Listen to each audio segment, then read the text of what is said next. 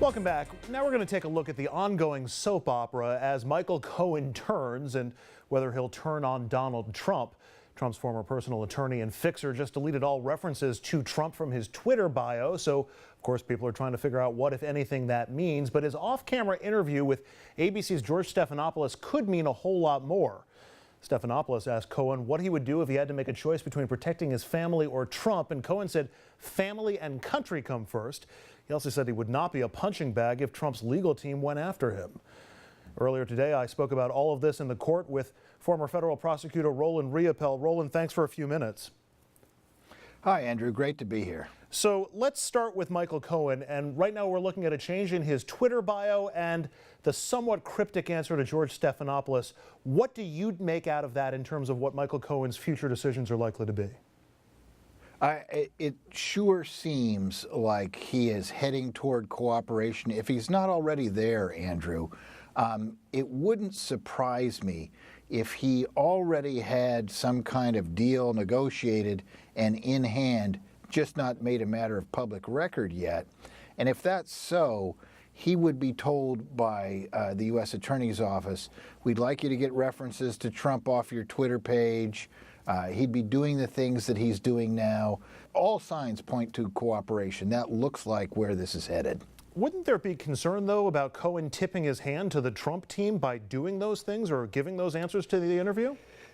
You know, I don't think there'd be huge concern about the Trump team figuring out that Cohen was going to cooperate. You may recall, Andrew, that several months ago, one of Trump's lawyers, an older gentleman who's got a long history in the criminal defense world of New York, predicted that Michael Cohen would be cooperating. Jay Goldberg was predicting several months ago that Cohen would be cooperating. And so I don't think it's going to come as a surprise to the Trump team if Cohen does cooperate.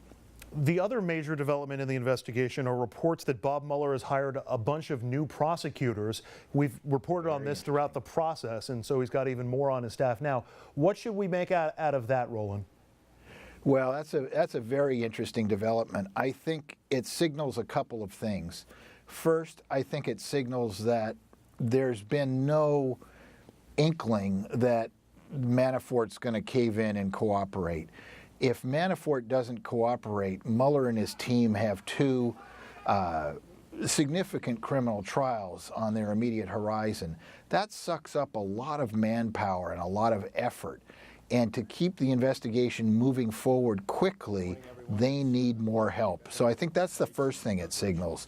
The other thing it signals is that the investigation continues to expand.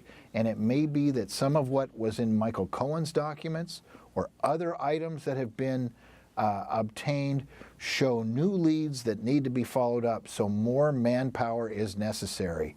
Those are the two signals I see in this hiring of more prosecutors. You know, I'll admit, Roland, when I heard the Mueller story and also the two Cohen stories, my first reaction is, boy, we're doing a lot of extrapolation and a lot of reading of tea leaves here, and I'm sure some people watching this interview may be wondering the same thing. How would you respond to somebody who says, hey, Roland, I mean, we're doing a lot of sifting through the tea leaves here? Right, we're just kind of guessing, but, based on 30 years of experience in this business, it's clear that Michael Cohen is strongly considering cooperating if he's not already there, and certainly the need to hire more lawyers indicates that there's a great deal more to do. So these are not unreasonable inferences at all, Andrew. Let me lean on that 30 years of experience for one more question related to the investigation, and that's Mueller and the midterm timing. From what you know about Mueller and these kinds of investigations, do you think that the timing of the midterms will impact his decision to either release the report earlier or later, or won't affect him at all? Well, from what I know of Mr. Mueller, he is deeply respectful of DOJ policy and rules. And it is the Department of Justice policy not to take action which will likely influence an election. And I'm sure Mr. Mueller will be very careful to do whatever he does to try to avoid having too much influence on a midterm election.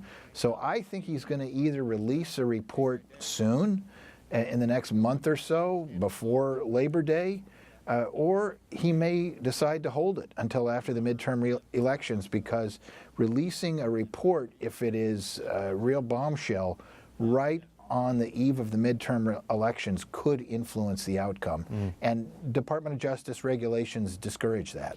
While I've got you, Roland, I want to ask you quickly about the Supreme Court. We have a bit of a short list going. I'm curious, from your perspective, is there much of a difference really between the people on the short list, either in terms of their ability to be confirmed or the decisions that they would come to on the court? I think in terms of the decisions they would come to on the court, the two primary candidates we're hearing about in the news, Judge Kavanaugh and Judge Barrett, are probably pretty similar, with Judge Barrett being even a little farther to the right than Judge Kavanaugh.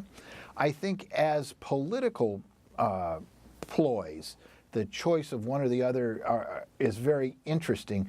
Judge Kavanaugh is a right-leaning judge, a deeply conservative man, but he has a history as a reasonable, thoughtful judge who's been around for a while. He's kind of a righter-wing version of Merrick Garland. He's a little bit of a safer choice, and if Trump chooses him and the Democrats go nuts, that may give Trump and the Republicans a bounce, because they are so overreacting to somebody who has a history as a reasonable judge. Now, Judge Barrett, on the other hand, has a pretty serious history in law review articles. She hasn't been on the bench long at all, so we can't really judge her as a judge, but she has a long history in law review articles of really way out there right-wing opinions, particularly that her extreme Catholicism should trump, so to speak, the law. That's a very frightening thing, I think, for people on the left. If it was a soap opera, we would say there's always separate plot lines going at the same time. Former federal prosecutor Roland Riopel. Roland, as always, thank you for a few minutes. Appreciate it. Thanks for having me, Andrew. Pleasure to be here. All right, up next, we just took a look at the legal implications surrounding the new Supreme Court justice that President Trump will appoint. Next, the panel will return to look at the politics. Stay with us.